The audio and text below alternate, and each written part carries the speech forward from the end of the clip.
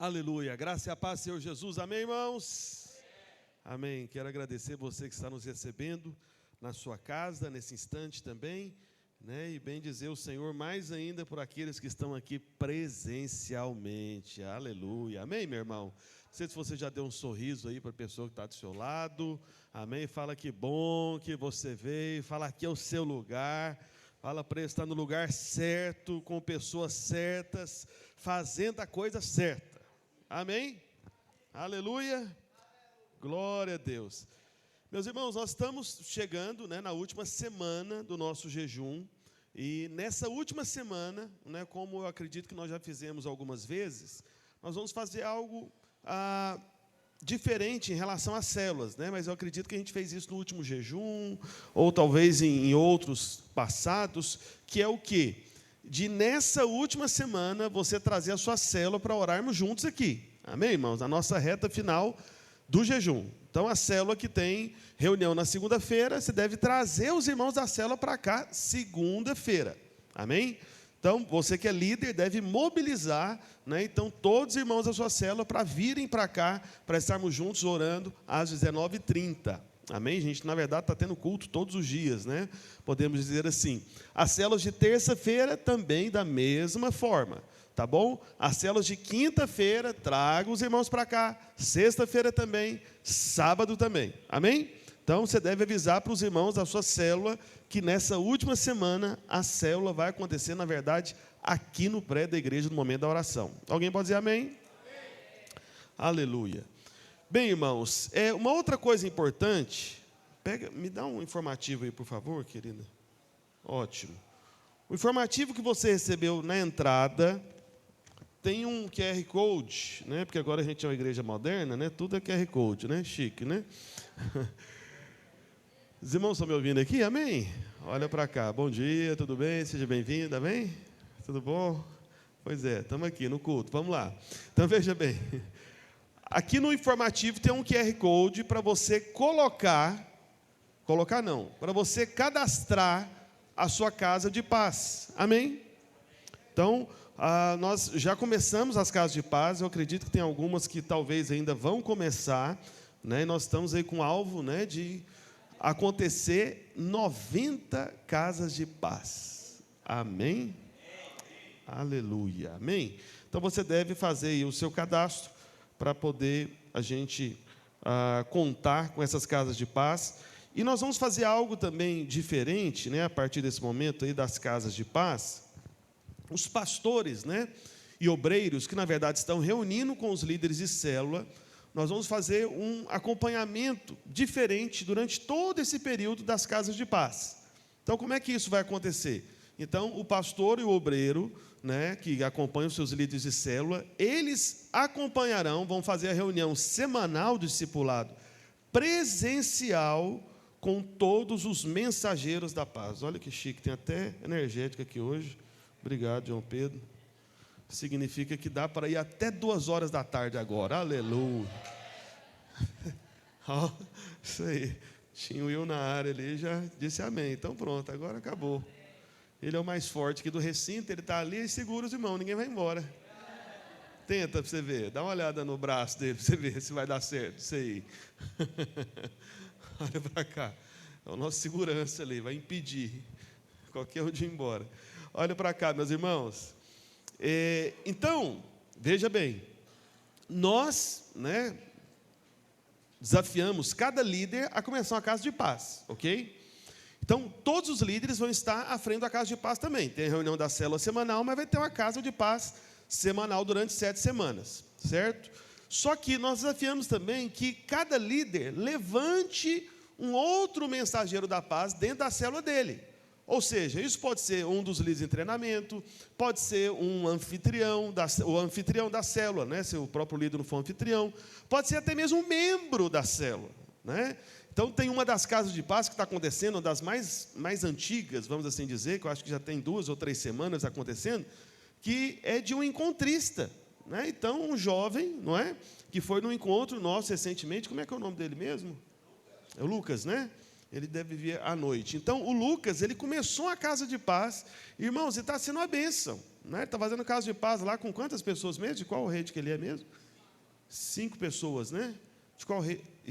5, 6 pessoas, né? É da sua rede? É da rede do Marcos André. Então, olha só que bênção. O sujeito acabou de vir do encontro e está fazendo a casa de paz, né? Com amigos ali, com pessoas que ele conhece. E tudo isso, né, orientado, a gente está fazendo um resumo das mensagens aqui no domingo, né, para você não se esquecer disso. Então, nós estamos, irmãos, tão focados, tão empenhados nessas casas de paz, que os pastores e obreiros vão reunir semanalmente com todos os mensageiros da paz. Isso significa os líderes de célula e também todos os irmãos que estão à frente de casa de paz. Então, veja só, para você entender a importância que nós estamos dando à casa de paz.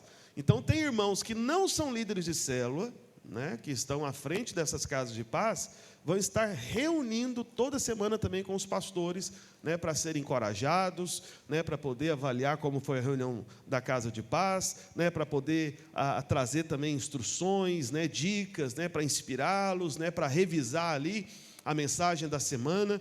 Então, todos os pastores e obreiros agora vão fazer até reuniões um pouco maiores semanalmente com esses mensageiros da paz. Aí você pode falar, pastor, mas é aquela reunião de discipulado que o pastor ou o obreiro faz com a gente, que somos só líderes de célula. Ele vai fazer essa reunião exclusiva para os líderes de célula de forma online, num outro horário. Está me entendendo? Amém? Então, a reunião presencial do pastor e obreiro com os líderes de célula vai ser junto com todos os mensageiros da paz. Amém? Vai ser uma reunião maior, porque nós queremos valorizar essa questão das casas de paz. A gente não quer acompanhar a distância, a gente quer acompanhar de perto. Amém? Só que aí o pastor ou obreiro vai fazer num outro dia, num outro horário, uma reunião um pouco mais curta, online, só com os líderes, para tratar da questão das células. Está claro para os irmãos? Amém? Então, a presencial é com os mensageiros da paz, que certamente envolve os líderes, e a online vai ser somente com os líderes de célula, né, uma vez que já vai ter tido essa presencial em função das casas de paz. Amém, meus irmãos? Então, tudo isso para a gente acompanhar bem de perto, de maneira bem próxima, porque eu tenho certeza que a partir dessas casas de paz, nós teremos dezenas de novas células em nome de Jesus. Amém, os irmãos creem? Eu creio, tenho certeza disso. Amém? Bem, uma outra coisa, né, que eu já vou começar a informar os irmãos, né, os irmãos sabem que durante jejum a gente ora, amém, irmãos? Jejum não é dieta, tá bom? A gente ora. Então, nós oramos ao Senhor, e algo que eu estava, né, avaliando, até depois de uma conversa com o próprio pastor Adriano, foi sobre algo relacionado à nossa própria rotina como igreja. Então, nós, ultimamente, temos tido 2 cultos, né, por semana, aos domingos, né, de manhã e à noite. Essa é a nossa rotina. Só que eu disse para os irmãos que no mês de novembro nós vamos voltar com os cultos de quarta-feira, amém? Vai ser culto voltado para livros da Bíblia, né? A gente vai começar com o livro de Apocalipse. Então, até alguns irmãos da igreja haviam comentado sobre voltar até os cultos de quarta. Nós vamos voltar até os cultos de quarta, né? Isso significa, né, que algumas células, não sei se 1 ou 2 células, começaram até a reunir na quarta-feira, vai ter que mudar, né, a data aí para o dia da semana para quinta, ou terça, ou qualquer outro dia. Então, precisa fazer isso nesse mês de outubro ainda, né? Então, nós vamos ter o culto de quarta. E aí, o que acontece? Observando a maioria das nossas igrejas, igreja videira, né? A grande maioria, mas a grande maioria mesmo, irmãos, não é coisa assim de tipo assim, 60%, não, é coisa de 80%, talvez 90%. Eu acredito que está mais para 90% do que para 80% das nossas igrejas fazem apenas um culto aos domingos, a grande maioria das nossas igrejas. Então, o que nós vamos passar a fazer, né, a partir do mês de novembro? Então, nós vamos continuar fazendo o culto de ceia pela manhã, tá bom? Então, o primeiro domingo do mês, qual que é o horário do culto, irmãos? 10 horas de manhã, amém? Então, isso continua. Nós vamos fazer desse culto de ceia, né, realmente um momento especial, porque a minha ideia era justamente essa. E deixa eu te falar algo sobre o culto de ceia pela manhã. Veja bem, meus irmãos, essa questão da manhã, eu sei que é um problema na cabeça do brasileiro. Porque a cultura cristã evangélica brasileira, ela não é favorável às reuniões da manhã. Você consegue perceber isso? Não é. A grande maioria das igrejas, né, fazem culto, mas é à noite. Entende isso? Nos Estados Unidos já é diferente. né? Lá, realmente, a cultura é do culto de manhã. Então, como é que fica em inglês? É Sunday morning, né? Tem até várias músicas que eles fazem essa citação, Sunday morning, né? Domingo de manhã. Então, veja, mas no Brasil não adianta, né? Inclusive, até a nossa própria igreja lá em Goiânia, só um dos prédios, né, que tem o culto de manhã, né? Mas aí todos os outros 9 prédios, o culto é à tarde e à noite. Não tem culto de manhã em nenhum dos outros prédios. Então, e nós queremos fazer, né, do culto de ceia também, o momento que a gente vai fazer a apresentação, né, de crianças. A gente quer organizar também todo o domingo de ceia, né, cada rede, cada pastor, pelo menos com seus líderes de célula, fazer aí, de repente, um almoço, né, como se fosse um momento de comunhão também, né, então, de ser um domingo único, muito especial, amém? Um domingo que todo mundo vai vir aí mais bonito, né, domingo de ceia, eu vou até voltar a usar gravata, quero dizer para você, para ficar mais bonito também, para valorizar, amém? Então, veja, só que nos outros domingos, a partir do mês de novembro, os cultos serão apenas à noite. Está me entendendo? Então, nós vamos ter apenas o culto no horário da noite, né? Porque é o que a maioria dos irmãos preferem, é o que acontece no Brasil, é o que acontece na maior parte das nossas igrejas, né? Então, nós vamos fazer dessa forma, amém? Porque eu acho que foi uma experiência muito boa o nosso último culto de ceia. Quantos estavam aqui no último culto de ceia? Ótimo, né? Então, o prédio estava repleto. Foi bom esse negócio de ver, assim, né, muita gente, né? As cadeiras, né, a maioria preenchida e tudo. Foi uma coisa maravilhosa aquilo. Então, eu penso que isso vai trazer até mesmo uma certa leveza, né, para a obra, né, para o trabalho da igreja nesse instante, né, para a gente concentrar um pouco mais na própria questão da comunhão, na própria questão do discipulado, amém? Na própria questão do acompanhamento dos irmãos, né? E eu acredito, né, que a gente consiga ter aqui os irmãos, né, cabe no prédio ainda, tendo apenas um único culto, né? Então a gente fez essa primeira experiência com os domingos de ceia, sendo um só culto de manhã, mas agora nós vamos repetir essa experiência, né, e vamos agora progredir essa experiência para os cultos da noite, amém? Então, a partir de novembro, né, os cultos vão acontecer somente à noite, com exceção do domingo de ceia. Amém? Aí você fala, pastor, por que não passa tudo para a noite? Eu sei que tem irmão pensando nisso, né? Você acha que eu não sei o que você pensa? Eu sei. Eu vou te dizer, meu irmão, porque é o seguinte, eu não quero desistir da manhã, e eu penso que você não deve desistir também. Amém? E como é culto de ceia, tem que ter um caráter especial, tem que ter um caráter único. Tem que ter um caráter diferente, amém? Então, não pode ser o mesmo. Então, isso é começar do horário. E deixa eu te falar mais. Eita, tem mais coisas. Daqui a pouco vão trazer um lanche aqui para mim. Mas eu estou quebrando o jejum só à noite. Eu não preciso trazer o lanche, não. Não foi uma indireta, não, né? Às vezes tem irmão que leva a sério, né? Que daqui a pouco ele chega aqui com... Já pensou uma bandeja aqui de sushi, sashimi, e com um hashi. Obrigado, aleluia. Esse irmão mesmo, tá vendo? Eu preciso de mais irmão, assim. Obrigado, meu irmão. Toda vez que você me vê, pode falar isso, tá bom? Eu gostei. Então, olha só. Amém. Então, veja, meus irmãos. Tá vendo? Eu fiquei quase emocionado aqui, até me perdi aqui. O que eu estava falando mesmo? Do culto da manhã, é isso que eu estava falando, do culto da manhã. Irmãos, deixa eu te falar uma coisa, é sério o que eu vou dizer. História da igreja. Não sei se os irmãos sabem, eu já fui professor de história da igreja, lá no seminário em Goiânia. Irmãos, o início da igreja cristã, os nossos primeiros irmãos, o início da nossa igreja. O início da nossa igreja, igreja videira? Não, estou falando do início da igreja primitiva. É a nossa igreja, a igreja de Atos dos Apóstolos. Eu te pergunto, qual que é o horário do culto? O que acontecia? Era que horas? Era de manhã. E era muito cedo, você está me entendendo? Então, na verdade, para os primeiros crentes, para os primeiros irmãos, fazia todo sentido o culto ser de manhã, e muito cedo. Era coisa de 5 horas da manhã, 6 horas da manhã, o que os historiadores costumam comentar, porque era o horário que eles perceberam ter sido justamente a ressurreição do Senhor, o recomeço da vida. Então, nós congregamos, nos reunimos como igreja, irmãos, justamente porque o Senhor Jesus, Ele venceu a morte, Ele venceu o pecado, Ele venceu o diabo e Ele ressuscitou.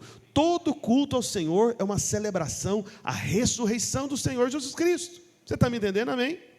Então, se é uma celebração do Senhor Jesus Cristo, na verdade, meus irmãos, porque às vezes tem irmão que pensa o seguinte, fala, na videira, né, tudo que acontece é do jeito que o pastor Roberto quer.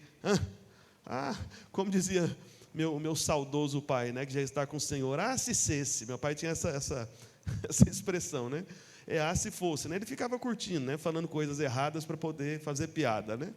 Então, irmãos, se fosse para me agradar, sinceramente, o culto seria só de manhã. Você está me entendendo? E, pasmem, tem 2 igrejas nossas que tem culto só de manhã. Você acredita nisso? E para a coisa ficar mais impressionante, as 2 igrejas nossas que só tem culto de manhã estão no Nordeste. Você acredita nisso? Eu fiquei até pensando se a gente não deve entrar nesse clube, né? Acho que eu tenho adeptos aí, tá vendo? De repente, não é a maioria não, mas... Porque se fosse a maioria, teria mais gente de manhã do que à noite. E não tem, à noite tem mais gente, né? Infelizmente, esse é o fato da vida, né? Mas, sabe quais são as igrejas que só tem culto de manhã? A Videira de Salvador e a Videira de Natal. A de Natal é no nosso horário mesmo, né? Rio Grande do Norte, aqui perto da gente. Mas a de Salvador, o pastor Adean, ele é um caso a ser estudado. Eu já falei isso para ele. Eu não consigo entender como que ele faz isso. Sabe que horas que é o culto da igreja lá de Salvador, irmãos? 8h30 da manhã. Você acredita? E o povo vai. Porque uma coisa é você marcar o horário, outra coisa é o povo ir, né? Pastor, como é que o senhor sabe que o povo vai? Eu sei porque o pastor Adean, no final de um evento lá, de um projeto lá que ele fez, ele me convidou para pregar lá em Salvador. E aí, quando ele me falou, eu cheguei à noite lá em Salvador, né? E aí, quando ele me deixou lá no hotel e tudo, ele falou, amanhã eu venho te pegar aqui, né? 8 horas da manhã, pode ser, para a gente ir para o culto e tal? Eu falei, pode, mas você vai me pegar 8 horas da manhã para ir para o culto? Eu falei, mas que hora que é esse culto? Só por curiosidade, né? Que eu pensei, será que o pastor Adean quer ficar conversando comigo umas 2 horas seguidas, né? Tipo assim, me pega às 8 e fica até às 10 me enrolando, né? Conversando, né? Compartilhando. Às vezes quer me levar a tomar um café da manhã especial e tudo. Eu falei, por que 8 horas, pastor Adean? Ele falou, não, porque o culto é 8h30. Eu falei, 8h30 é o culto? Com certeza. Eu falei, mas só esse culto é 8h30 ou tipo todo domingo? Não, todo domingo. Fui todo domingo. Fez, Senhor Jesus. É meu herói pessoal agora, pastor Adean. Então, veja, 8h30 da manhã. E os irmãos estão lá, né? Eu sei que Salvador tem passado por um contexto relacionado à violência muito difícil, né? Eu suponho que um dos motivos seja esse, né? Que é melhor o pessoal voltar o quanto antes, mais cedo para casa. Eu suponho que seja isso. Mas, enfim. Então, irmãos, a partir de novembro, nós vamos ter apenas um culto, domingo, tá bom? Mas vai ter o culto de quarta. Então, a gente vai continuar com 2 cultos por semana. Amém? Na prática, serão 2 cultos, né? A gente vai apenas mudar aí, vamos assim dizer, os dias. Então, quarta-feira, à noite, a gente volta a ter o culto. E no domingo, à noite também. Sendo que no primeiro domingo, domingo de ceia, é de manhã ou à noite? De manhã. Amém. Aleluia. Será que a gente começa mais cedo também, 8h30? Eu não entendi a reação. Foi boa ou foi ruim? Foi o quê? Foi boa? Meu Deus do céu. Mas eu acho que ele não consegue nem uma banda completa aqui de manhã, viu, irmão? Perigoso. Você toca? Você toca o quê? Ué, é mesmo? Olha aí, eu acredito. Amém, meus irmãos? Então vai ser assim. Eu fiquei até... deixa para lá, eu tenho que pregar. Eu ia falar coisas aqui, mas eu estou olhando para o relógio ali, o relógio está olhando para mim também. Olho para o relógio olha para mim. Então, olha só. Enfim. Não vou falar não. Eu fiquei pensando em fazer alguma coisa de manhã, sabe, com os irmãos que querem, né, compartilhar de manhã. Fiquei pensando, sabe, tipo uma célula, alguma coisa assim, entendeu? Seria minha célula, né? Você quer receber a palavra de manhã? Aí, você quer dormir, você dorme. Mas eu fiquei pensando, falei, gente, o que eu vou ficar fazendo de manhã? Eu tenho que pregar para os irmãos, não tem não? Mas, enfim, até lá, de repente, eu penso alguma coisa melhor. Amém? Sim, e última coisa que é importante, eu quero avisar para todos os líderes de célula, amanhã, segunda-feira à noite, logo depois do nosso culto aqui, né, que a gente está fazendo do jejum, eu vou fazer uma reunião online com todos os líderes, né? Eu vou mandar o link para os irmãos, né, para a gente informar, né, uma pequena reengenharia, né, que nós vamos fazer aí, um ajuste a respeito das redes, amém, para melhor acompanhamento dos irmãos, amém? Então a gente tem também verificado aí uma forma de acompanhar melhor os líderes de célula para o nosso crescimento, avanço, em nome de Jesus, porque esse é o ano da casa cheia. Alguém pode dizer amém? Aleluia. Pastor, mas e quando que a gente poderia voltar? Tem um outro culto domingo? Me fala. Irmão, quando não estiver cabendo gente aqui, entendeu? O negócio é esse, amém? Então, acho que você entendeu isso já, né? Vamos lá. Romanos capítulo 5, verso 1. Romanos capítulo 5, verso 1. Aleluia. Assim, só para deixar claro, né? Mais uma vez. Pastor, se fosse para seguir a sua vontade, teria culto só que horário? Só de manhã, entendeu? Ponto. Só para você saber, né? Amém? Então, né? Você vê. Então vou estar tomando a cruz de ter que vir à noite. Pois é, o pregador também, você vai ver. Mas eu vou estar aqui. Feliz, amém? Vamos lá, Romanos capítulo 5, verso 1, está escrito. Está ali, está, né? Ótimo. Justificados, pois, mediante a fé, temos paz com Deus por meio de nosso Senhor Jesus. Irmãos, eu esqueci de dar uma última notícia aqui para os irmãos. Só mais uma boa notícia. Irmãos, gostam de boa notícia? Eu gosto, eu sou pregador da boa notícia. Evangelho é boa notícia, sabia isso? É a boa nova, a boa notícia. Irmãos, no último final de semana desse mês, no último final de semana, é isso mesmo, né? Tem mais 2 finais de semana, não é isso?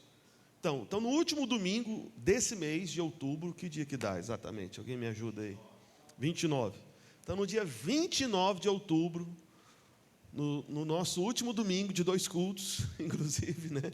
De manhã e à noite, nós vamos receber de volta aqui na nossa igreja o pastor Ronaldo e a Suzy e a sua esposa, para a glória de Jesus. Amém, meus irmãos? Então, né, o pastor Ronaldo me procurou, né, nós conversamos, né, e, na verdade, né, ele está concluindo, né, algo que ele estava fazendo, ajudando o pastor Domingos, né, na Igreja Batista Vinho Novo, que faz parte da vinha, né, e aí ele, né, quis voltar.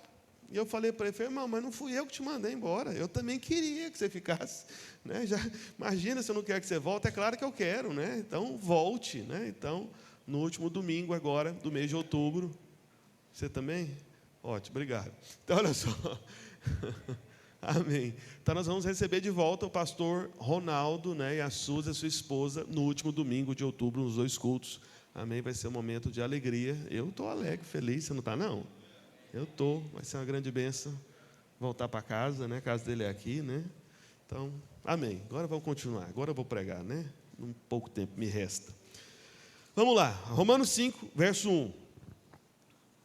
Está escrito: justificados, pois, mediante a fé, temos paz com Deus por meio de nosso Senhor Jesus Cristo.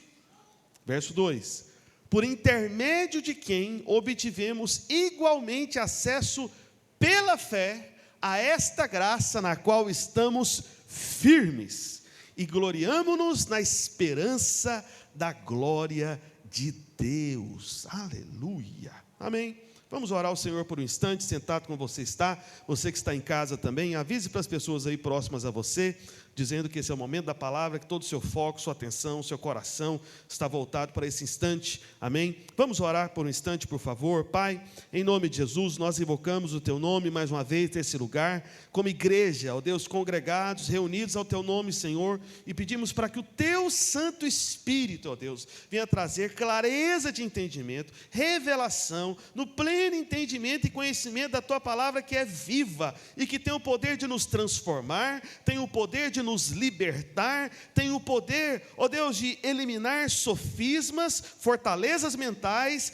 enganos, ó Deus, que surgem. Por isso, ó Pai, em o nome de Jesus, vem e fala conosco hoje, nessa manhã, porque nós cremos em Ti, cremos na Tua graça, cremos que é tempo, ó Deus, de ser removido todo o véu, em nome de Jesus. Amém, amém e amém. Amém? Irmãos, eu quero compartilhar com você sobre a verdade que nós estamos debaixo de um novo sistema. Um novo sistema. É importante que você entenda isso. Isso pode parecer uma expressão nova para você, mas é importante que você entenda essa questão do sistema. Existe uma diferença de sistemas. Isso em relação à sua fé, em relação ao seu relacionamento com o Senhor, em relação a todas as coisas que cercam a sua vida. Eu, há poucos anos atrás, eu mudei de sistema operacional do meu celular aqui. Então, durante toda a minha vida, toda ela mesmo, eu usava um celular cujo sistema era Android. Era Android. Só que aí, com o passar do tempo, pessoas me provocando, falando, tentando me convencer, onde eu ia, tinha um mensageiro de um outro sistema, do sistema iOS. Você acredita? Mensageiro do sistema iOS. Então, vários irmãos, pastores que eu conheço aí, Brasil e mundo afora, quando viam mexendo no meu celular, falaram: não, pastor Roberto, você tem que vir para o sistema iOS, venha para o outro sistema, que são os celulares aí da Apple, iPhone e companhia. E aí, irmãos, o que acontece? Então, durante toda a minha vida, eu tinha um sistema de celular que eu usava, era Android. E eu estava familiarizado com aquilo. Aí eu fiquei pensando, falei, gente, eu aí, na época, eu tinha quase 40 anos já. Não, eu tinha já, cadê? Minha esposa não está aqui, Esse negócio de idade é sempre complicado para mim, nunca lembro qual idade que eu tinha. Às vezes até a que eu tenho eu me esqueço. Mas, enfim, eu estou lembrando a que eu tenho. Mas eu não lembro exatamente durante quantos anos, mas foram décadas, literalmente décadas, usando um sistema Android. Você está me entendendo? Então, está familiarizado com tudo ali, como é que funcionava e tal. Aí, de repente, de tanto virem os mensageiros do iOS, do outro sistema, eu acabei caindo na conversa deles. Desculpe. Então, eu acabei me rendendo a um novo sistema, o sistema iOS. E, meu irmão, quero te falar uma coisa, a sensação que eu tenho é de liberdade. Parece que uma nova vida surgiu diante de mim, através dos recursos eletrônicos. E aí agora, eu entendi que o meu sistema é o iOS. Pastor, por que você está falando isso? Eu não sei se você entendeu a minha parábola aqui. Eu não estou falando de celular, amém? Eu estou falando de um sistema antigo, da lei, e o sistema novo, da graça. É um sistema. E como todo sistema, torna-se diferente a forma de você usar, a forma de você, desfrutar dos recursos, a forma de você, realmente ter a experiência de vida desse outro sistema, amém? Eu não sei se você já passou por isso em relação ao celular, se você passou, você está me entendendo, mas veja, como que nós entendemos esse novo sistema que nós estamos debaixo, que eu estou chamando aqui do sistema iOS, amém? E se você não está debaixo desse novo sistema, o iOS, eu convido você, venha para o iOS também. Amém? Eita, eu acho que eu merecia um novo iPhone da Apple de presente, só desse patrocínio. Ainda está gravando ainda. Olha só. Tem gente animada aqui de entrar nesse sistema aqui. Quem está animado de entrar no sistema iOS? Tem algumas... Olha aí, tem uma... Acho que eu já conquistei uma convertida aqui para o sistema iOS aqui. Então, vamos lá. Então, veja, meus irmãos. Paulo, ele fala desse novo sistema que nós estamos debaixo, especialmente nos versos 1 e 2 de Romanos que nós acabamos de ler. Está escrito: justificado, pois, mediante a fé, temos paz com Deus por meio de nosso Senhor Jesus Cristo, Então, uma vez que você foi justificado, entrou nesse novo sistema, nessa nova vida, nasceu de novo, foi regenerado, você foi justificado. E qual que é o sinal de que você foi justificado? Que você se adequou a esse novo sistema, porque existe uma adequação ao novo sistema. Você está me entendendo? Eu tive que me adequar. E agora eu acostumei. Eu aprendi a lidar com o novo sistema. Então, qual que é o sinal de que você está adequado ao novo sistema? O grande sinal é a paz. Amém? Paz. Paz. Por isso que o Senhor Jesus Cristo, todas as 3 vezes que Ele veio ao encontro dos discípulos, depois da ressurreição, entre os capítulos 20 e 21 do Evangelho de João, todas as vezes o Senhor Jesus, Ele chegava dizendo o quê? Paz. Paz. Amém? Porque essa é justamente a evidência de que você está nesse novo sistema. É a paz. Então, se você compreende a mensagem da graça, né, que você foi justificado, a sensação que você vai ter é de alívio e descanso. Alívio e descanso. Você está me entendendo? Se você não tem se sentido aliviado, se você não tem se sentido descansado, se você não percebe a paz, é que você precisa se adequar melhor a esse sistema. Você tem que abandonar o Android e ficar no iOS de fato. Você está me entendendo? Amém? Então você tem que, abandonar o antigo sistema. Só que às vezes o problema é que a gente às vezes está tão apegado ao antigo sistema, pastor, mas eu usei durante mais de 20 anos esse sistema, ou durante mais de 30 anos, ou talvez durante mais de 40 anos esse antigo sistema. Aí agora tem esse sistema novo, pastor, não sei, eu não estou conseguindo lidar com esse sistema, parece que eu não estou conseguindo mexer nesse novo sistema, né? Um você puxava era para baixo, outro você joga para cima. Como é que usa esse sistema? Percebe? Então, a grande preocupação de Paulo era justamente essa, que você experimentasse os frutos desse novo sistema e tivesse no sinal desse novo sistema, ou nos sinais, na verdade, o desfrute que esse novo sistema traz para você. Amém? Que é paz, alívio e descanso. Por isso que Paulo diz no verso 2 ainda: por intermédio de quem obtivemos igualmente acesso pela fé a esta graça na qual estamos firmes e gloriamo-nos na esperança da glória de Deus. Então, nós estamos firmes na graça. Então, olha, o que você precisa estar firmado é na graça. O crente firme, entende? O irmão firme, a irmã que é firme no Senhor é firmado na graça. Não tem como ser firme na lei, até porque você não consegue cumprir a lei. Não consegue, não tem jeito. Ninguém nunca conseguiu cumprir, nem Moisés. Você está me entendendo? Todos, nem Paulo. Paulo reconhece, ele disse que quebrou a lei. Olha que ele era fariseu de fariseus, né? Tinha toda uma história religiosa fortíssima, né? Então veja, nós vivemos nesse novo sistema, na graça, e não estamos debaixo mais da lei, do antigo sistema. Então, a lei do Espírito e da vida, em Cristo Jesus, nos livrou da lei do pecado e da morte. Então, a lei do pecado e da morte, entenda, ela é também a própria lei de Moisés. Por quê? Porque a lei dos mandamentos é justamente a força do pecado, é o que revela o pecado, é o que torna o pecado forte. Não é assim? Quando você vê uma placa de proibição, eu me lembro, né, na minha adolescência, eu morava numa casa, né, lá em Goiás, Goiânia, né, e perto da nossa casa, era um bairro novo, né, lá em Goiânia, e nesse tipo de bairro novo, né, porque lá em Goiânia isso é mais comum, que em Recife eu nunca vi isso, né, que em Recife eu sei que tem notícia, às vezes, de jacaré aparecendo, né, coisa do tipo assim, né, que sai aí de algum canal, aí de algum mangue, né. Mas lá em Goiânia não, é boi, é vaca, cavalo, né? Às vezes no meio da rua, você parece estar na roça, do nada, assim, você está dentro da cidade, aí parece uma roça, né? Assim. E aí, nesse bairro que eu morava, como ele era um bairro novo, então tinham muitos lotes grandes, que na verdade eram antigas chácaras, né? Porque a cidade foi crescendo, aí quando a cidade vai crescendo, ela vai expandindo para a zona rural.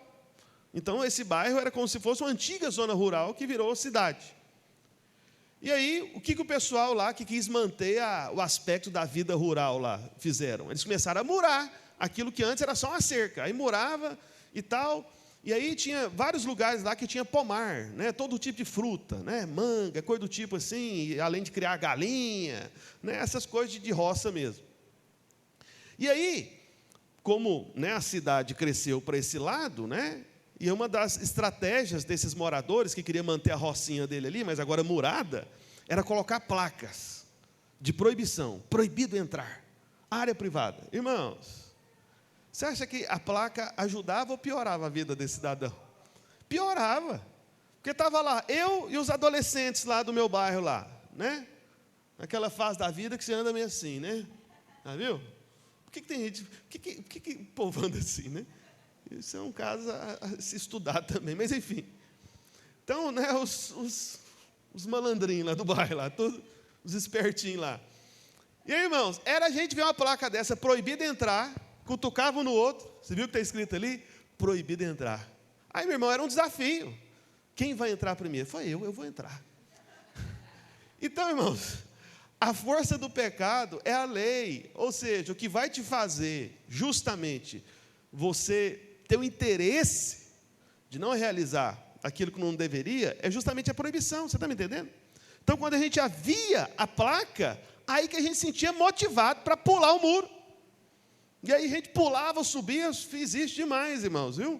Confesso, me arrependo, renuncio por mim, por meus antepassados, né, como a gente fala lá no encontro. E aí roubava lá as frutas. Né, eu lembro uma vez que um dos lugares lá que a gente entrou, né, foi numa época que o meu pai me emprestou uma espingarda dele de chumbim, sabe? Para a gente... Meu Deus, estou falando um monte de coisa terrível, né? Matar os passarinhos. Você matou passarinhos, pastor? Pois é, você acredita? O meu velho homem, não fui eu, era outra pessoa, amém? E aí eu lembro que a gente entrou também uma vez numa chácarazinha do senhorzinho lá perto da casa da minha mãe. E o sujeito era bravo, irmãos, muito nervoso. Aí ele foi correndo assim atrás da gente e tal. E aí a meninada toda correndo, todo mundo de estilingue, mas eu estava com a espingarda. Aí de repente me deu uma loucura na cabeça. Eu pensei, quer saber de uma coisa? Eu estou correndo com a espingarda na mão, eu vou virar essa espingarda no rumo desse... Irmãos, a gente correndo, de repente eu virei, parecendo achando que filme de Exterminador do Futuro, né? Que é filme de ação. Eu fui, de repente, pá, virei com a espingarda. E o velhinho continuou correndo no rumo da espingarda. Aí eu fui, virei e saí correndo de novo. Eu não posso atirar nele, não. O sujeito não tinha medo, não. Ele ia peitar a bala do chumbinho lá, não queria nem saber. Ah, é? Agora que eu vou te pegar? Foi misericórdia. Aí caiu o chumbinho no chão, aquele negócio. E os meninos querendo pegar. Falei, deixa isso para lá, vamos embora, que esse velho é doido. Então, veja. Por que acontece? Eu saio pela culatra. É verdade, eu tirei essa pela culatra. Então, veja, meus irmãos, tudo isso porque a força do pecado é a lei. Então, não é o mandamento que vai transformar você. Na verdade, o mandamento vai provocar em você aquilo que é mal, aquilo que é pecaminoso. Então, isso não te ajuda, entende? Então, é o pecado que produz a morte, né? Porque a morte é justamente o salário do pecado. Só que a lei do Espírito da vida, coloca aí em Romanos 8, verso 1, por favor. Romanos 8, verso 1, está escrito. Romanos 8, 1. Agora, pois, já, é ótimo isso, porque é para agora mesmo. Não se esqueça. Agora, pois, já. Nenhuma condenação há para os que estão em Cristo Jesus. Diga aleluia, por favor. Amém? Não tem condenação. Aí no verso 2, Paulo completa. Vamos ler o verso 2 juntos? Está aí já? O verso 2? Está, né? Vamos lá. 1, 2, 3 e... Porque a lei do Espírito da vida em Cristo Jesus te livrou da lei do pecado e da morte. Aleluia, amém? A lei do Espírito e da vida em Cristo Jesus. Você está debaixo agora de uma outra lei, que é esse outro sistema, é a lei do Espírito e da vida. Eu sei que essas duas palavras, né, lei de um lado e lei do outro, pode parecer um pouco confuso, mas veja, meus irmãos, que Paulo ele faz a oposição clara aqui. Ele fala que, de um lado, antes você estava debaixo da lei do pecado da morte, amém? O sistema antigo, amém? É o outro sistema. E agora você está debaixo de uma nova lei, a lei do Espírito e da vida. Ou seja, o que vai operar na sua vida de maneira determinada da parte de Deus é o Espírito de Deus e a vida do próprio Deus. Essa é a sua maneira de viver. Esse é o novo sistema. E por isso que você pode ter paz. E por isso que, sabe, você pode perceber justamente alívio, descanso, por causa dessa outra lei. Então a Bíblia mostra claramente que não há lugar, para a lei de Moisés, a lei do pecado e da morte, a lei dos mandamentos, na vida do crente. Não tem mais lugar. Esqueça esse sistema antigo. Porque a questão é, que alguns colocam, porque muitos ficam preocupados quando a gente fala disso, fala, pastor, mas a lei é importante, porque ajuda nessas questões morais e coisas do tipo assim. Então surgem várias perguntas. Então alguns falam, pastor, mas espera aí, como cristão agora eu posso fazer o que eu quiser, porque eu não estou debaixo da lei? Ou ainda outra pergunta, então agora eu estou liberado para fazer qualquer coisa que me vier à cabeça? Ou ainda outra pergunta, se a lei não nos serve de guia moral, quem exerce esse papel agora?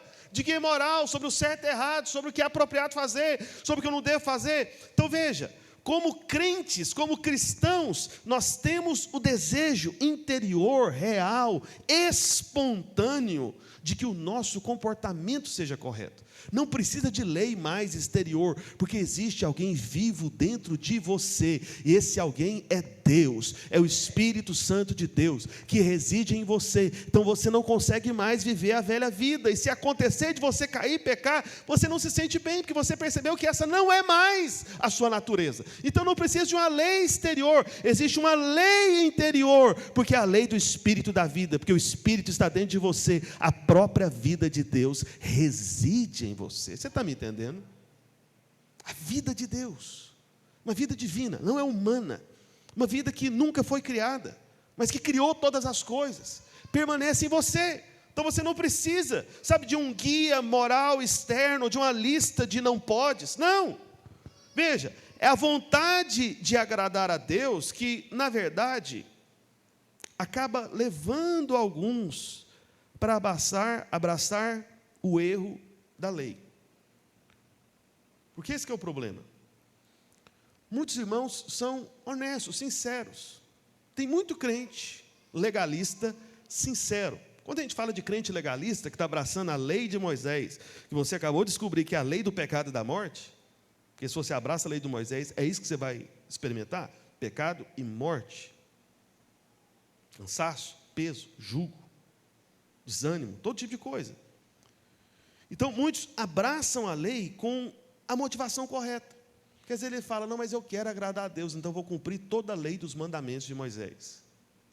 Mas é um engano, é um engano. E fazem isso justamente por uma motivação correta, mas com atitude errada, porque não entenderam que esse sistema passou, que Deus viu defeito, falha nesse sistema. Só que Deus, Ele não nos deixou, Ele não nos tirou debaixo da lei para nos deixar, sabe, sem nada, abandonados. Tipo assim, só nos tirou da lei e agora a gente está aqui sozinho, isolado. Não foi assim que aconteceu. Quando nós cremos, o Espírito Santo, Ele passa a viver em nós. E Ele produz fruto por nosso intermédio quando nós dependemos dEle. Então esse novo sistema de vida, meu irmão, não é olhando para fora, tentando descobrir o que precisa ser feito, ou o que está de errado no que você tem feito. Não, é uma vida interior, dentro, residente em você.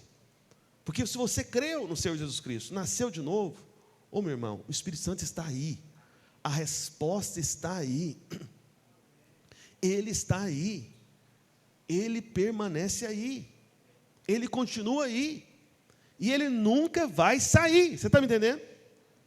Não vai, não vai, não vai, nunca irá. Entende? Então, essa é a vida que você foi chamado para viver. Agora, o problema é o seguinte, muitas pessoas compreendem o Evangelho, que é esse novo sistema da graça, eles compreendem o Evangelho de maneira muito trivial, muito superficial. Agora, entenda, o seu novo nascimento, a sua experiência de conversão, não foi algo pequeno, foi algo muito grande, você está me entendendo? Às vezes existe um desprezo em relação à experiência do novo nascimento. Meu irmão, é um milagre o que aconteceu, você ter nascido de novo, sabe, esse impulso que você tem, né, em domingos como este, de querer vir para o culto, tudo isso é a evidência do Espírito Santo aí dentro. Você está me entendendo? Que o homem natural não vai querer ser parte disso, e muito menos um demônio vai querer te levar para o culto da igreja. Não vai, não vai. Então, isso é justamente a sua conexão com essa vida, esse contato com essa vida, a intimidade com essa vida.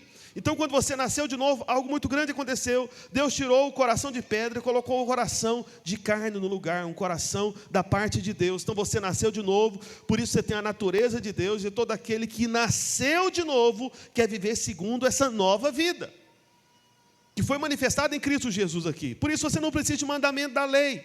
É a sua nova natureza, você agora querer agradar a Deus, mas pela sua nova natureza, não por mandamentos externos. Amém? Pastor, como que eu consigo perceber se eu estou querendo agradar a Deus pela minha nova natureza, por esse novo sistema, ou pela lei? Olha, uma das formas de você perceber isso é o seguinte: se você está muito focado, centrado no que não foi feito, no que falhou no passado, você ainda está abraçando a lei. Entendeu o que eu estou querendo dizer? Ah, pastor, mas se eu olhar para trás, tem uma série de falhas que são os motivos dos problemas que eu estou enfrentando. É lógico, claro, faz todo sentido, não estou negando isso. Mas veja bem, nesse novo sistema, você é chamado para olhar para frente, para olhar, sabe, para o autor e consumador da sua fé, que é Cristo Jesus, para olhar para o favor que já foi liberado, para a bênção que já está estabelecida sobre a sua vida, de que para você olhar que o Senhor tem poder para mudar e transformar todas as coisas, embora você não mereça, embora você tenha errado no passado, embora você tenha falhado antes, Ele quer fazer, Ele quer mudar, Ele quer transformar, Ele quer favorecer. Então, seu foco está onde? Então, em vez de querer fazer uma lista de coisas erradas que você deixou de fazer no passado, que veja, isso são recursos psicológicos, sabia? São recursos naturais. Isso não transforma as pessoas, entende? Se ajuda, ajuda pouco. É uma ajuda momentânea, pequena, passageira, não serve. Então, se você está preocupado em fazer uma lista de coisas que não fez, que deixou de fazer, que por isso que está tudo ruim assim, meu irmão, você ainda está apegado à lei. A sua motivação até pode estar certa, mas está apegado à lei. Meu irmão, ao invés de fazer uma lista de coisas do que não foi feito, faça uma lista de promessas da parte de Deus, justamente em relação àquelas coisas que não foram feitas. Me desculpe, irmãos. Então, veja. Por exemplo, você fala, pastor, eu estou tendo problema financeiro porque eu não fui responsável com as minhas finanças. Ok. Só que ao invés de você fazer uma lista de coisas que você não fez em relação às suas finanças, faça uma lista de promessas, de prosperidade, de bênção financeira da parte do Senhor na sua vida. E olhe para essa lista todos os dias, declare essa lista todos os dias, dos versículos da palavra de Deus, das promessas da parte de Deus. E creia, você está me entendendo? Essa é a diferença. Ah, pastor, eu estou me sentindo muito mal na minha saúde, eu tenho estado muito doente, cheio de dores e problemas de saúde, né? E eu resolvi parar para anotar uma série de coisas que eu não fiz e que atrapalhou minha saúde, né? Não bebi água como deveria, não dormi como deveria, não comi como deveria, não pratiquei atividade física como deveria, não, aí um monte de não. Aí você faz essa lista. Só que tem uma outra lista que você pode fazer. É uma lista, sabe, de todas as promessas da parte de Deus a respeito da sua saúde, a respeito da sua força. Deus faz forte o cansado, renova as forças que não tem nenhum vigor. Sabe, começa a fazer essa lista das promessas e a declarar que você é saudável, que o Senhor Jesus toma sobre si todas as suas enfermidades, amém? E começa a declarar em fé, e essa própria declaração em fé vai te livrar desse peso da culpa, da condenação que essa outra lista vai causar na sua vida, e você vai se erguer, se levantar, e você vai começar a fazer de maneira espontânea e com prazer o que você deveria fazer pelo bem da sua saúde. Você está me entendendo? É isso que vai acontecer. E eu digo isso para os irmãos. Sabe, o Senhor, Ele tem um poder de fazer isso. E Ele quer fazer isso. Então, qual lista que você faz? Para qual lugar que você olha? Para o antigo sistema ou para o novo sistema? Entende? Agora, veja, o Espírito Santo, ele opera por um sistema radicalmente diferente da lei, que é a graça. Amém? Então, reconhecer a obra do Espírito Santo na nossa vida, isso carece de um sólido entendimento da graça. Você tem que entender a graça.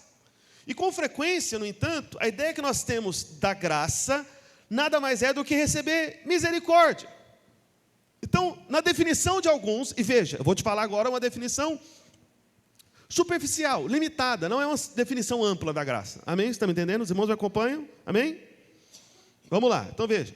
Então, no caso, a definição típica de graça na cabeça de muita gente poderia ser algo mais ou menos assim: a graça entra em ação quando o castigo é reduzido ou dispensado, retirado, depois que alguém faz algo de errado. Ou seja, a graça na cabeça de algumas pessoas costuma ser vista como se fosse uma resposta ao pecado, como se fosse o perdão de um crime. Então, muita gente usa a graça somente como esse recurso para te livrar do seu erro, para te livrar do seu pecado, para aliviar a sua consciência. Veja, meus irmãos, eu não estou dizendo que a graça não tenha poder para isso, é claro que tem, mas pensar que a graça é só isso, esse é o problema de muitos críticos em relação a nós, quando nós pregamos a respeito da graça. Que muita gente pensa isso, falando, só fala da graça, o povo agora vai pecar, vai aprontar, sabe que tem a graça, aí ele fica voltando para a graça toda hora, porque ele pecou toda hora, porque ele aprontou e não muda de vida. Meus irmãos, não é somente isso, não é apenas isso. Então, o Novo Testamento, ele retrata a graça de uma maneira muito mais ampla. Então, veja o que a graça faz na vida do crente. Lá em Tito, capítulo 2, verso 11, coloca aí, por favor. Eu vou ler na NVI, que está um pouquinho diferente, mas você pode ver aqui na revista atualizada. Tito, capítulo 2, verso 11. Pronto. Está escrito: porque a graça de Deus se manifestou salvadora a todos os homens. Ela nos ensina a renunciar à impiedade e às paixões mundanas e a viver de maneira sensata, justa e piedosa nesta era presente. Veja, aqui a graça está sendo apresentada por Paulo, na carta que ele escreveu a Tito, não como algo estritamente relacionado ao pecado. Não. Paulo está tratando a graça aqui como se fosse um tipo de mestre, como se fosse alguém que te ensina, alguém que te instrui, alguém que te leva para a verdadeira vida. Então, graça é o sistema que o Espírito Santo usa para nos aconselhar, para nos ensinar dia após dia. Então, a graça, ela ocupa o seu lugar, tenhamos cometido pecados recentes ou não. Ela ocupa o seu lugar. Por isso, a nossa preocupação natural, que é justamente que a ausência de lei, isso vai causar uma vida fora do controle, porque não tem a lei para te dizer o que deve ser feito, o que não deve ser feito. Meu irmão, isso contradiz o que a Escritura declara a respeito do efeito da graça. Porque o efeito da graça é de justamente ensinar você, como está escrito aqui no verso 12, na versão revisualizada, educando-nos. Amém? Coloca na NTLH aí, só para eu ver nessa outra versão também, por favor. Essa graça nos ensina a abandonar a descrença e as paixões mundanas e a vivermos nesse mundo a vida prudente, correta e dedicada a Deus. Está vendo? Então, essa vida prudente, correta e dedicada a Deus é a vida que as pessoas acham que terão por estarem seguindo um conjunto de regras e de leis, de fazer tudo certo. Mas a Bíblia está falando justamente o contrário, é que é a graça que te leva a essa vida. É a graça que te conduz a fazer as escolhas corretas. É a graça que muda o seu comportamento. É a graça que transforma o seu pensamento. É a graça que te dá poder para superar tentações, entende, de todo tipo, para vencer o desânimo, o abatimento, a incredulidade. É a graça que tem todo esse poder. Ou seja, a graça tem uma amplitude muito maior do que simplesmente essa coisa de você pecar e não ser punido pelo seu pecado e pronto, acabou. Não, não é. A graça não é somente para um propósito evangelístico. Não, é para toda a sua vida, meu irmão. Você precisa da graça sempre. E tudo que você precisa está na graça. Simples assim. Amém? Então a graça não é apenas um tratamento para o pecado, mas é a chave para a libertação de todo pecado. A graça de Deus, ela tem 3 tempos.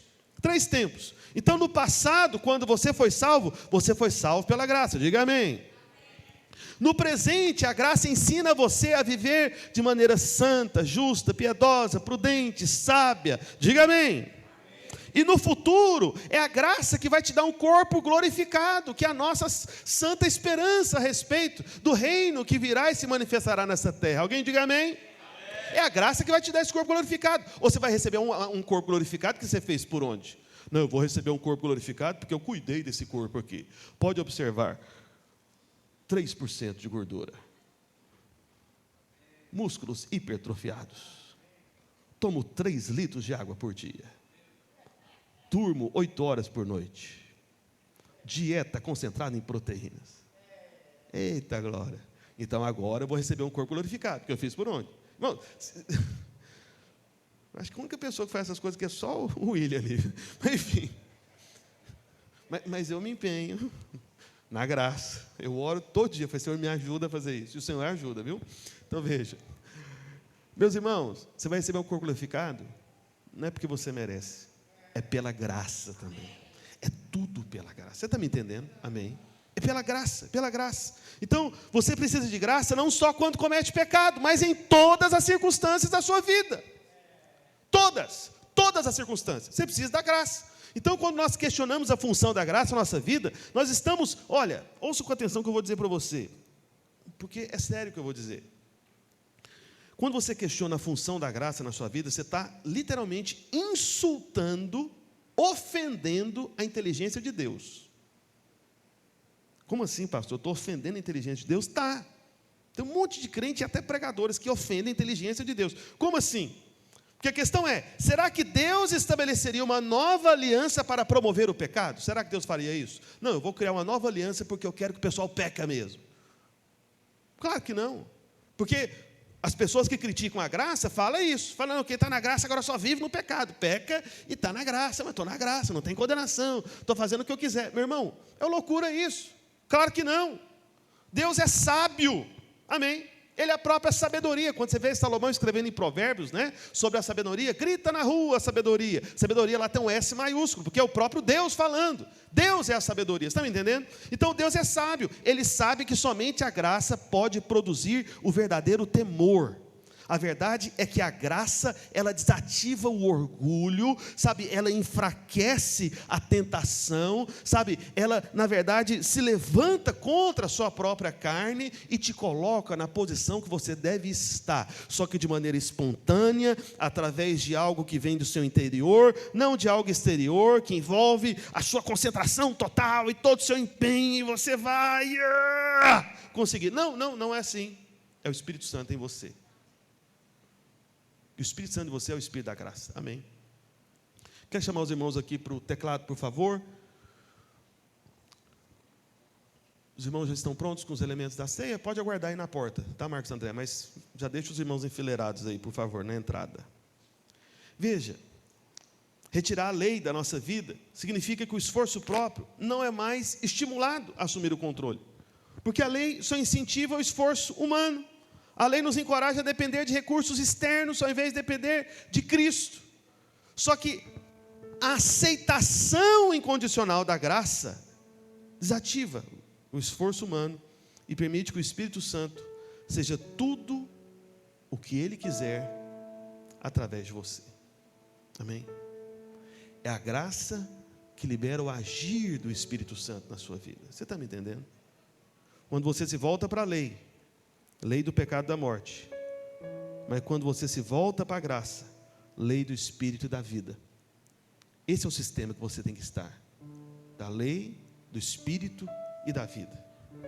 Eu sei que o nosso maior medo é não termos controle, muitas vezes. Só que deixa eu te dar uma boa notícia aqui, meu irmão, minha irmã. Porque grande parte do nosso sofrimento, se você meditar um pouco, eu não tenho tempo para meditar tanto com você, até que meu tempo acabou de acabar. O nosso sonho é assumir o controle. E aí, quando nós percebemos alguma área da nossa vida que está em descontrole, aí vem a ansiedade, o pânico, perde o sono, quer desistir, quer abandonar, porque você não controla.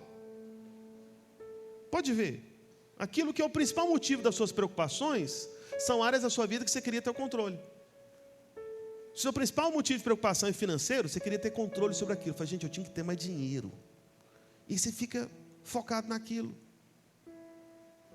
E aí você começa a fazer as listas das coisas que você não fez. E aí, só esforço humano, lei, não vai te ajudar. Mas eu quero te dar uma boa notícia hoje, nessa manhã. Você, ouça com atenção, você não foi criado para ocupar o controle. Você está me entendendo? Não. Eu sei que lá fora você ouve o inverso, né? Assuma o controle. E aqui eu estou te dizendo, solta o controle. É muito pesado para você. Você não foi criado para ocupar o controle. Mas aí você fala, pastor, então eu vou ficar descontrolado? Não. Ouça com atenção. Quer ninguém descontrolado aqui, amém, irmãos? Meu irmão, o autocontrole que você espera, isso é um fruto do Espírito Santo em você. Você está me entendendo? É um fruto do Espírito Santo. Não é uma obra humana. É fruto do Espírito. Só que o Espírito só vai ganhar força para frutificar esse autocontrole em você, porque uma vez que o Espírito Santo está dentro de você, e o fruto do Espírito é autocontrole, é domínio próprio. Mas veja, é fruto de quem? Do Espírito ou fruto do homem? Do Espírito ou do homem? Do Espírito. Do Espírito. Só que o Espírito só vai frutificar dessa forma, irmão, se você estiver nesse novo sistema, na graça. Porque um dos nomes do Espírito é Espírito da graça. Você está me entendendo? Esse é um dos nomes do Espírito. Quem está debaixo desse novo sistema, está debaixo da lei do Espírito e da vida. E esse novo sistema é a graça. E o motivo pelo qual o Espírito Santo vive dentro de nós é justamente para produzir esse autocontrole que nós tememos perder debaixo da graça. Mas é justamente na graça que você vai ganhar esse autocontrole, que vai ser um fruto do Espírito em você. Entende?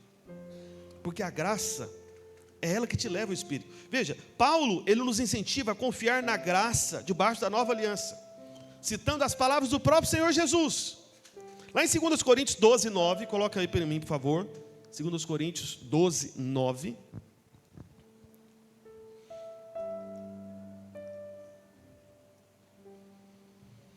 Está escrito: então ele me disse, a minha graça te basta, porque o poder se aperfeiçoa na fraqueza.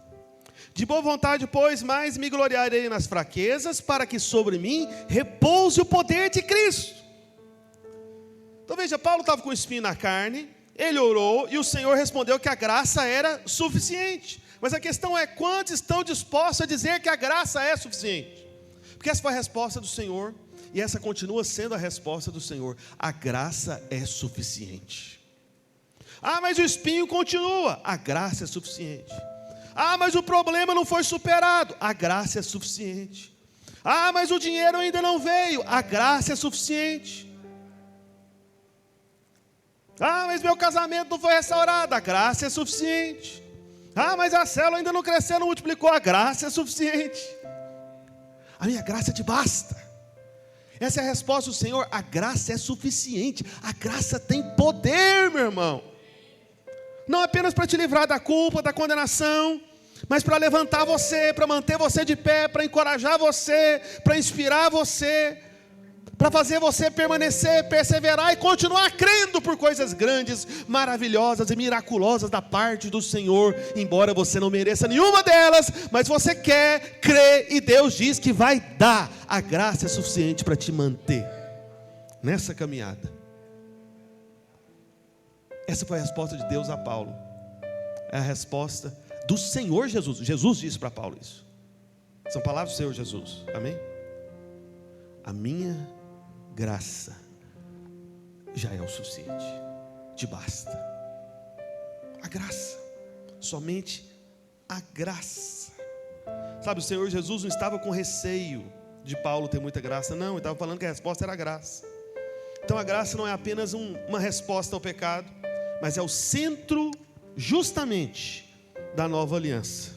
E ela permite que o Espírito Santo produza toda a transformação necessária na sua vida. Então, depois de Paulo entender isso, ele concluiu que a vida de Deus, operando em nós, é que vai produzir toda essa mudança. É o Senhor que vai transformar aquilo que não conseguimos, pela graça. Por que pela graça? Porque não depende de você. Por que pela graça? Porque não depende de você merecer. Por que pela graça? Porque é Deus assumindo a situação e falando: filho, eu não preciso que você mereça para que eu faça. Apenas creia que eu quero fazer por você. Eu comecei uma boa obra na sua vida e eu vou completar essa boa obra que eu comecei. Então, muitos vivem na escravidão da lei, pensando em mandamentos, em coisas erradas, ou certas ou corretas. Só que, de repente, depois dessa vida tão focada na lei, quando a gente fala que ele é livre, no primeiro momento isso pode parecer assustador. E eu vou te contar um exemplo de como isso acontece. Não sei se você sabe, quero chamar já os servos com os elementos da ceia aqui para frente, por favor. Eu já estou terminando mesmo, amém? Pessoas que cumprem penas judiciais longas, que ficam presas, elas sempre precisam lutar muito quando são soltas, amém? Olha para cá. Então imagine, uma pessoa que ficou presa aí 15 anos. 15 anos. 15 anos, seguindo uma rotina. Ele estava preso. Tudo que ele fazia era de maneira restrita. Hora de tomar banho de sol, hora de comer, hora de entrar para a cela, hora do banho, hora de sair da cela, hora de comer, hora de dormir, banho de sol, volta para a cela, sai da cela. Imagina uma rotina dura, simples, diária, durante anos, aonde tem gente mandando em você toda hora. Não é você não é livre. Quem está na cadeia não é livre. Você está me entendendo, né, irmãos? Não é possível. Não vem me dizer que quem está preso está livre. Está não. A prisão é o contrário de liberdade. Amém. E aí, em certo sentido, paredes e essas barras de ferro dessas pessoas presas proporcionavam a essas pessoas presas como se fosse um sentimento de segurança. Como assim? Sempre tinha alguém dizendo o que ele tinha que fazer. Então, cada aspecto da vida de um presidiário está ali regulado, né, por um vigilante. Só que depois que essas pessoas são libertas, não sei se você sabe, isso é um fenômeno psicológico que acontece na vida de algumas pessoas presas, quando ficam presas muitos anos. Elas se sentem apreensivas, elas se sentem muito ansiosas. Sabe por quê? Porque de uma hora para outra ela estava acostumada a receber lei para fazer todas as coisas que tinha que fazer. Aí de repente agora ela está livre, pode fazer o que quiser. Ela fica até meio perturbada. Fala: peraí, cadê? Ninguém vai falar para eu dormir não? Ninguém vai falar para eu tomar banho? Como é que é? Será que alguém vai me dizer a hora que eu tenho que tomar o banho de sol e tudo? O cara é livre, entendeu? Ficou preso 15 anos, a vida inteira alguém dizendo as coisas para ele, mas aí de repente ele está livre. O cara fica meio perturbado, ele fica meio achando estranho a liberdade. É o que acontece na vida de muito crente. Quando ele é livre da lei, está tão acostumado com a lei, está tão acostumado com as ordens, está tão acostumado com a lista de tarefas, de coisas que ele é mandado fazer, de repente ele descobre a graça. Ele fica um pouco meio assustado no início. Fala: peraí, mas então eu não preciso de cumprir uma lei para agradar a Deus? Como é que é esse negócio? Peraí, e agora? O que eu faço? Estou acostumado a ter que fazer um monte de coisa, de esforçar para um monte de coisa, de ter que merecer, ter que fazer por onde, um monte de coisa. É a mesma experiência do presidiário. Então, a libertação da lei pode trazer uma certa inquietação. Então, quando os limites desaparecem, cabe a nós decidirmos o que é proveitoso ou não. E foi isso que Paulo diz, que para a liberdade foi que Cristo vos libertou. Amém. Para a liberdade. Só que entenda, isso é maturidade de fé. Uma vez que você está em Cristo e Ele está em nós, você não precisa recorrer a regras exteriores para determinar cada movimento. Não. Em vez disso, nós temos que nos afastar da escravidão, da religião, rumo à maravilhosa liberdade dos filhos de Deus, porque aonde está o Espírito de Deus, aí há liberdade. Você foi chamado para viver livre, para viver em paz, aliviado. Amém? Fique em pé onde você está. Quero pedir para os servos já distribuírem os elementos da ceia. Você que já foi batizado numa igreja evangélica, pode receber o pão e o cálice. Amém?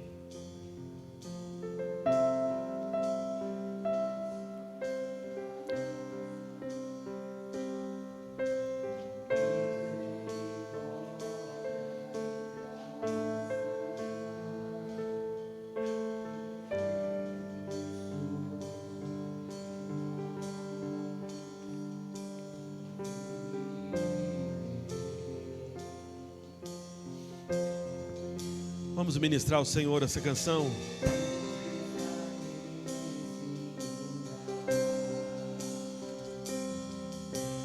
Misericórdia e graça.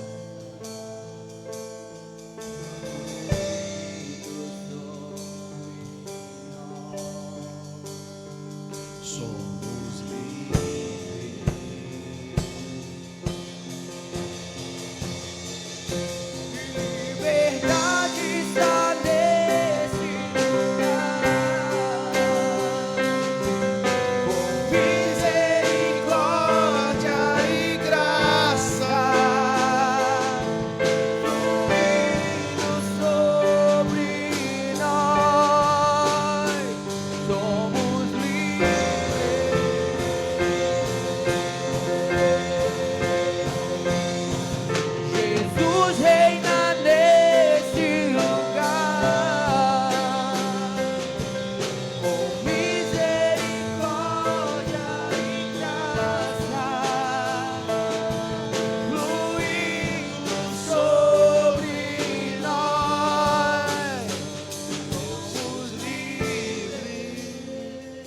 Aleluia.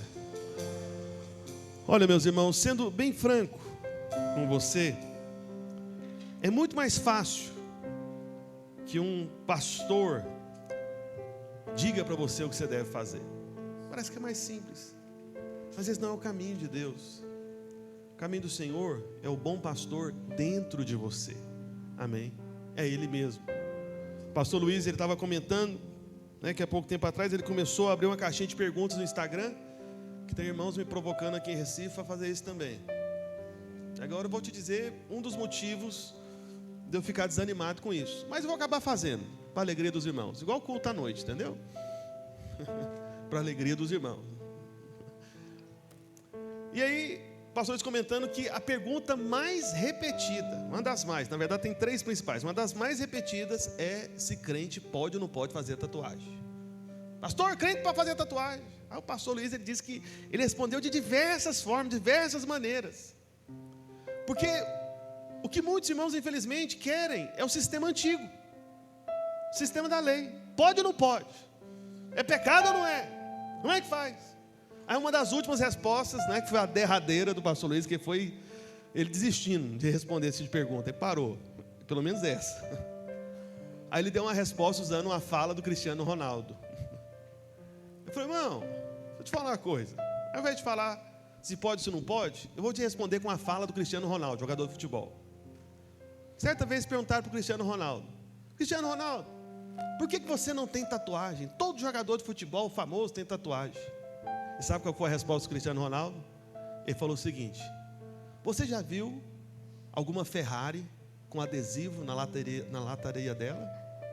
Não, porque a própria beleza da Ferrari, a Ferrari em si, não precisa colocar adesivo. Então o que ele estava querendo dizer? Que no sentido de jogador de futebol, ele era tipo uma Ferrari, não precisa de adesivo nenhum, desenho nenhum. Aí quando o pastor Luiz respondeu isso, que eu achei uma ótima resposta, essa do Cristiano Ronaldo, nesse motivo que os jogadores de futebol, para mim, ele é o meu predileto, quero dizer para você, apesar que eu não assisto muito futebol, mas eu gosto dele.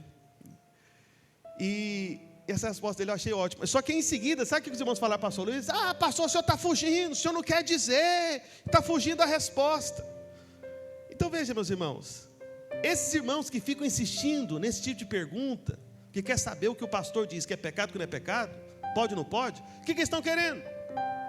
Eles não estão querendo Jesus. A graça, que é o novo sistema. Eles estão querendo Moisés ainda, para dizer, e não colocarás tatuagens no seu corpo, né?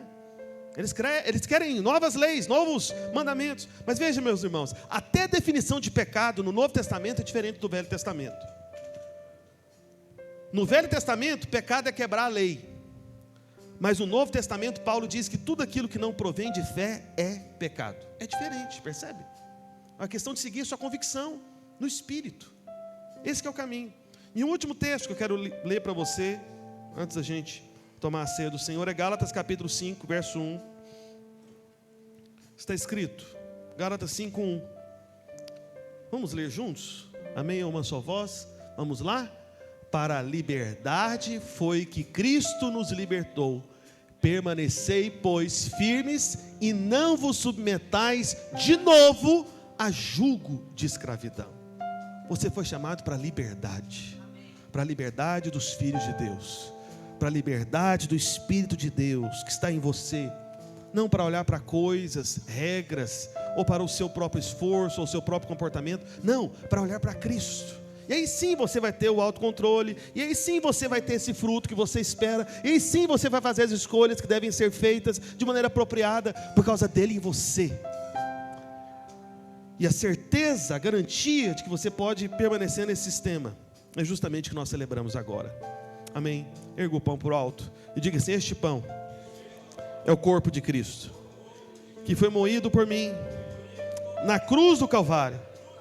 Ao tomar este pão, eu estou declarando que eu sou livre de toda doença, porque Ele tomou sobre si, no seu corpo, as minhas feridas, as minhas dores, as minhas doenças.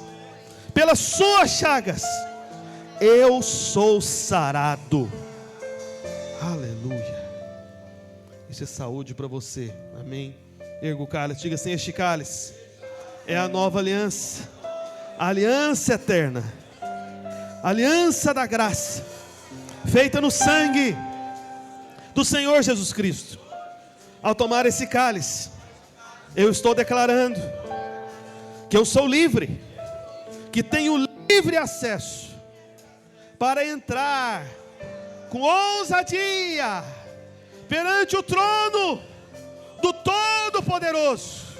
E este trono é chamado, por causa do sangue, trono da graça, trono do favor, que eu não mereço, trono da bênção, que Ele quer me dar, e que eu creio e recebo, por causa do sangue, que me lava, que me livra de toda condenação, e que me dá liberdade, a liberdade dos filhos de Deus. Aleluia. Amém. Coma do pão, beba do cálice. Fazendo isso, nós estamos encerrando nossa reunião. Deixa eu orar por você, para abençoar a sua semana. Amém. Pai, no nome de Jesus, quero declarar a palavra de bênção, de graça, de favor sobre a vida dos teus filhos.